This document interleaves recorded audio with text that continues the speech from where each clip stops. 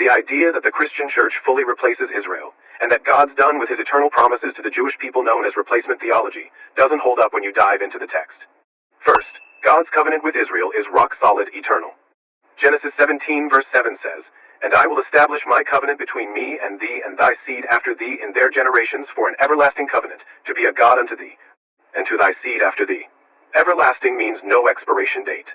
God's promise to Abraham's physical descendants, the Jews, isn't something he reneges on. Romans 11, verses 1 and 2, drives this home. "I say then, hath God cast away his people? God forbid. For I also am an Israelite, of the seed of Abraham, of the tribe of Benjamin. God hath not cast away his people which he foreknew." Paul's clear Israel's not rejected. Verse 29 of the same chapter doubles down. "For the gifts and calling of God are without repentance." God doesn't take back his promises. Now some point to the church as the new Israel, citing Galatians 3 verse 29.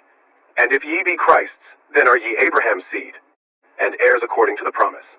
But this is about spiritual blessing through faith, not erasing Israel's unique role. The church joins in the promise through Christ, not by replacing the Jewish people.